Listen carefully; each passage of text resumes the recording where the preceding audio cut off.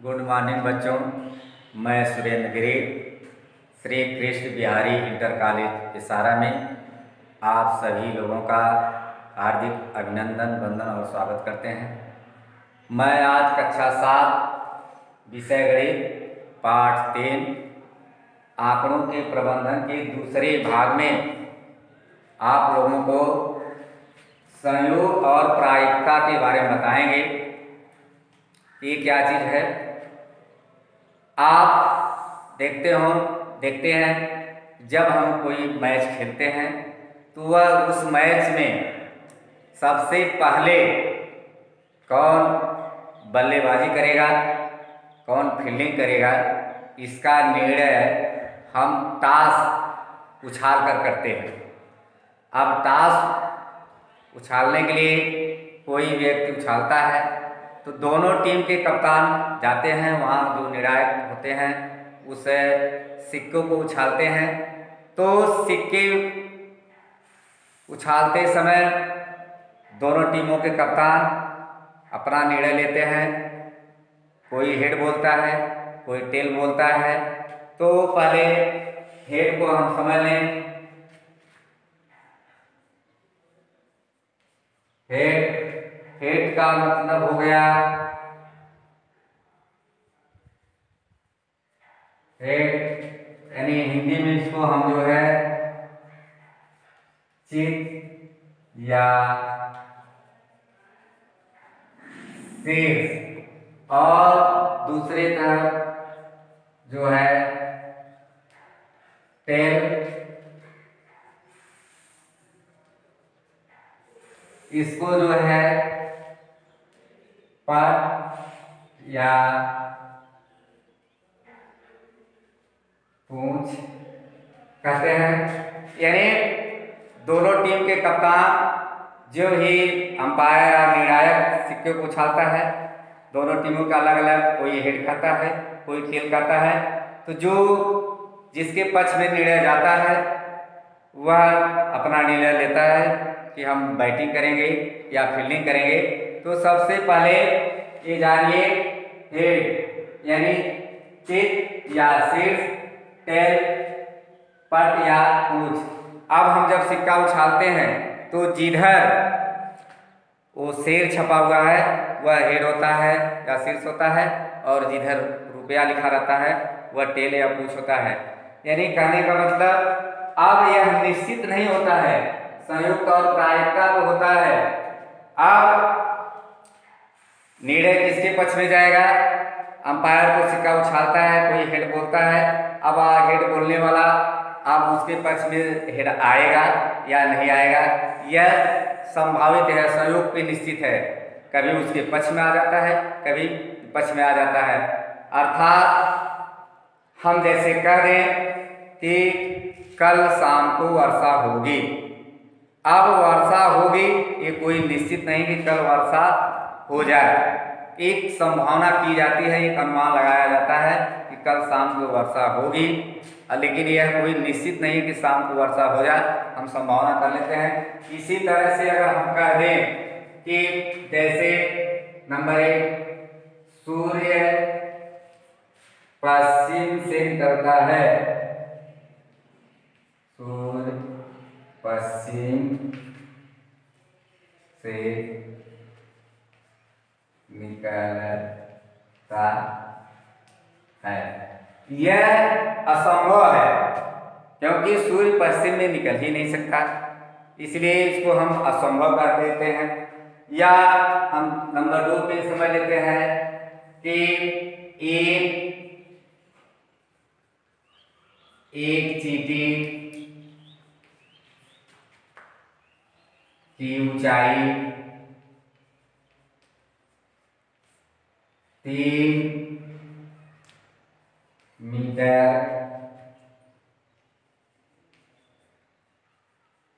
हो जाती है। यह भी असंभव है क्योंकि एक चींटी 3 मीटर ऊंची हो ही नहीं सकती है।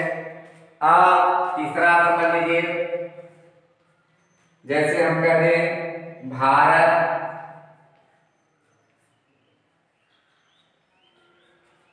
अगली श्रृंखला जीतेगा।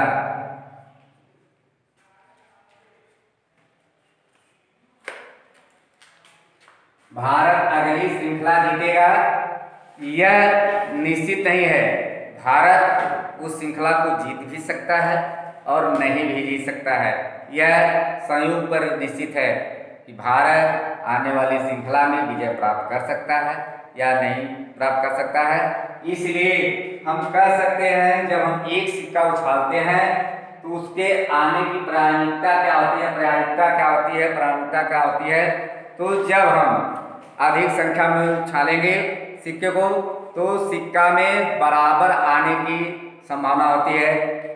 जय वर्जित आएगा उतनी बार पट आएगी, लेकिन यह निश्चित नहीं है। एक संभावना पे निश्चित होता है। इसका होता है एक सिक्का उछालने पर एक सिक्का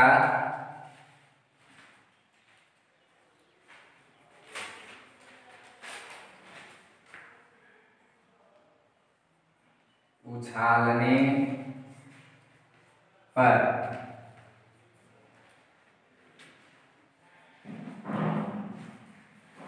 जीत आने की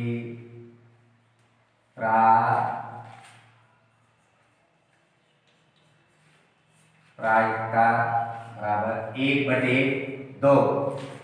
अर्थात हम सिक्का उछालते हैं तो चित आने की जो प्रायिकता है 1/2। इसी तरह से पट भी आने की प्रायिकता पट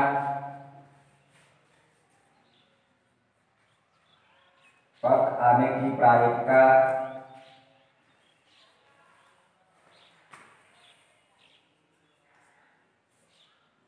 1/2।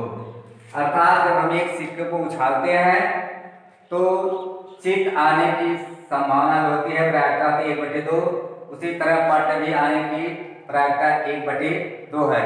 इसी तरह से हम एक सिक्का जब उछालते हैं तो या तो चित आएगा या पट आएगा। इसकी प्रायिकता को हमने 1/2 कर दिए। इसी तरह से अब हम एक पासे को जब उछालते हैं, एक पासा उछालेंगे तो पासे में जो गोटी बनी होती है उस पे 1 से लेकर के 6 तक के अंक लिखे होते हैं। उन 6 अंकों में से प्रत्येक अंक को आने की संभावना जो है बराबर होती है। जब हम एक पासा उछालेंगे, जब एक पासे को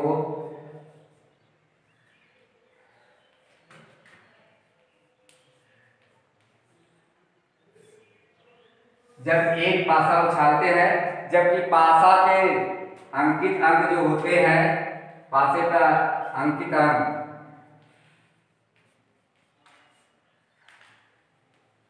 अंक जो होते हैं 1, 2, 3, 4, 5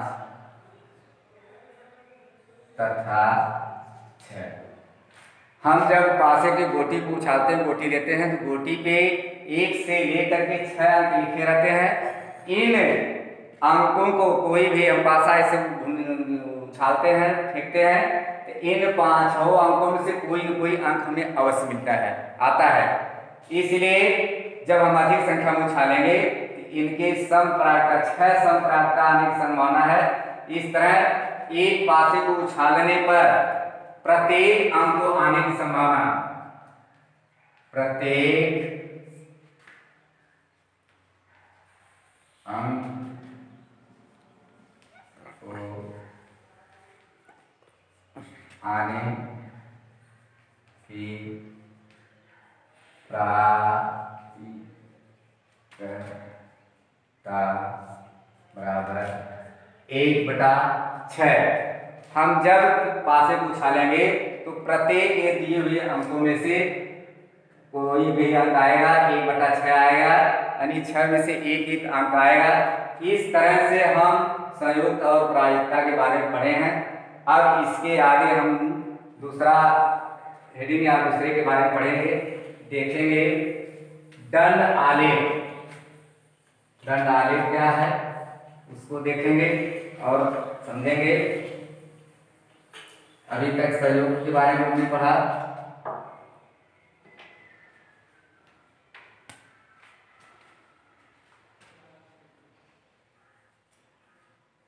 दंड आलेख हम आंकड़ों को आयत चित्र के माध्यम से आयत के रूप में दंड के रूप में निरूपित करके दंड को दिखाते हैं। इस तरह से इससे संबंधित हम एक सवाल देखते हैं। निम्नलिखित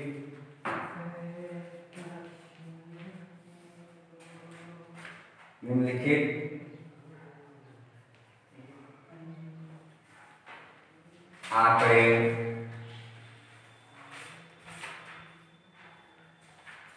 किसी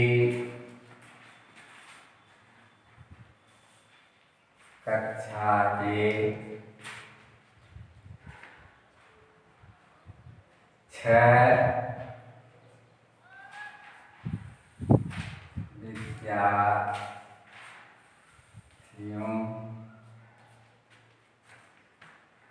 विद्यार्थियों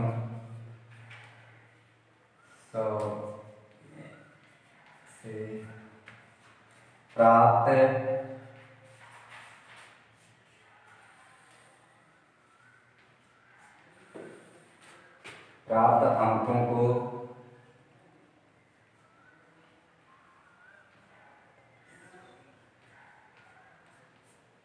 अंकों को दर्शाते हैं। इन्हें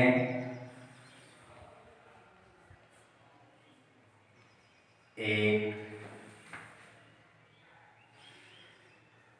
दंड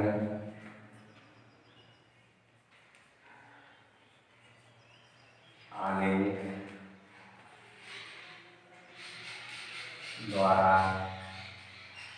निरूपित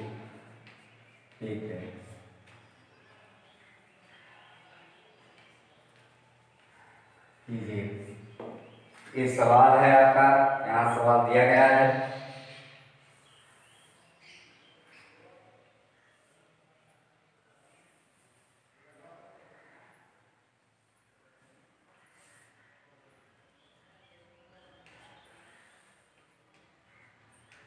विद्यार्थी का काम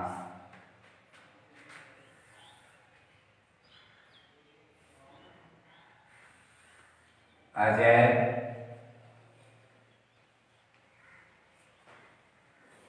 दूसरा है करण, तीसरा है विशाल,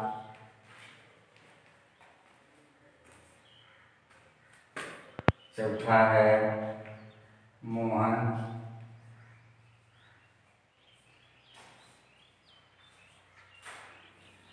पांचवा है रेखा, छठवां है सोहन। अब इनके द्वारा प्राप्त अंक 15, 20, 45, उसके बाद 65, 40, 80। अब ये आंकड़े दिए गए हैं, इनके माध्यम से हम दंड आलेख बनाएंगे। अब दंड आलेख बनाने के लिए सबसे पहले हम यहाँ बनाते हैं, खींचते हैं, अक्ष पे ले लेते हैं। यहाँ से लाइन अपने ग्राफ पे से खींच लेंगे।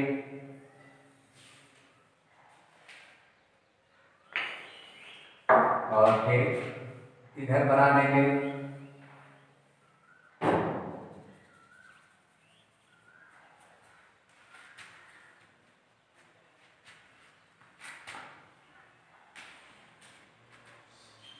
प्राप्तांक विद्यार्थियों के नाम।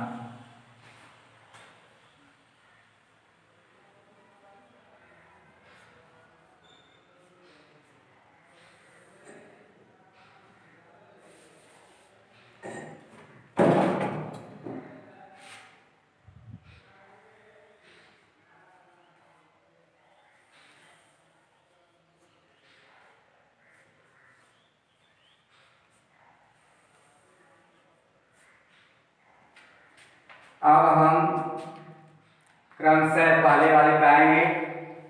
यहाँ पैमाना मान लेंगे।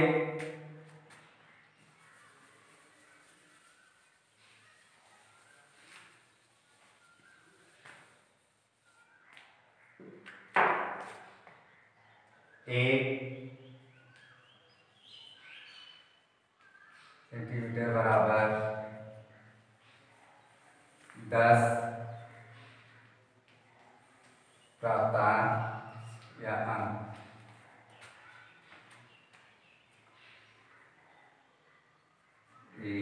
यहाँ 0, 10, 20, 30, 40, 50, 60,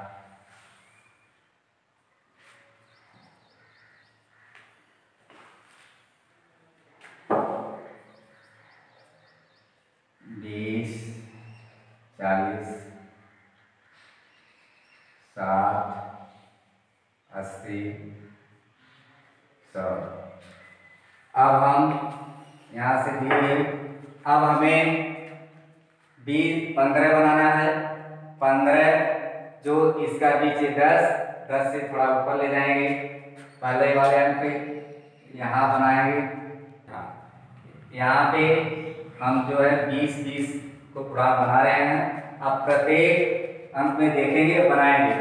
अब जैसे अजय का है 15 है, तो यहाँ से हम बीच में आएगा तो 10, फिर उसके बीच में आ जाएगा 15। यहाँ हम पहला बना देंगे इनका ले जा करके।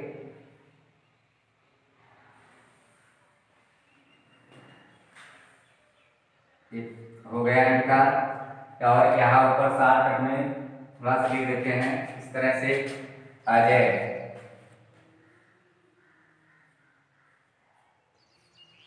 और फिर दूसरा आता है करण का।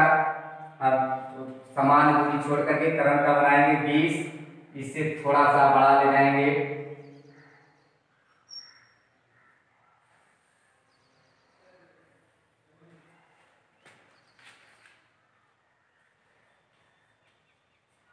करण। फिर तीसरे नंबर पे है विशाल का जो 40, फिर थोड़ा सा इसके ऊपर आएगा और यहाँ सीधे में इसके मिला करके यहाँ लाएंगे।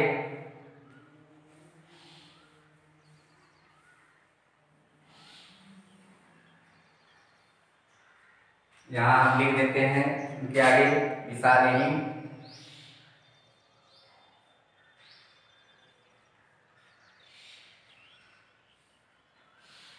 और फिर चौथा है मोहन का 65। अब यहाँ इसके सीध में आएंगे, थोड़ा सा इसके ऊपर यहाँ से लेकर के आएंगे और यहाँ बना देंगे समान दूरी पे।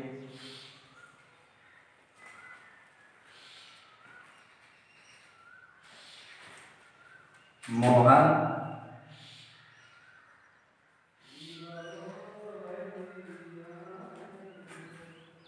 और फिर रेखा का 40 है जो इसके नीचे यहाँ बना देंगे।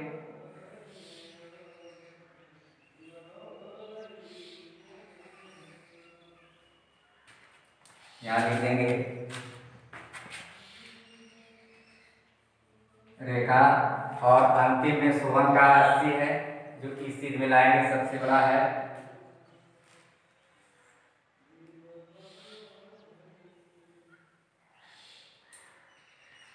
यहाँ लिख देंगे सोहन। इस प्रकार से हमारा देखिए दंड आलेख बन गया आयत के माध्यम से। यह कम पढ़े लिखे लोगों के लिए भी है, देख करके हम दंड से तुरंत पहचान लेते हैं कि कौन सबसे अधिक अंक प्राप्त किया है, कौन सबसे कम। इस तरह से आप जो है आंकड़ों के प्रबंधन में दूसरे भाग में आप लोग जो है संयोग और प्रायिकता और दंड आलेख के बारे में पढ़े। इससे संबंधित आप लोगों को गृह कार्य आगे दिया जाएगा। धन्यवाद।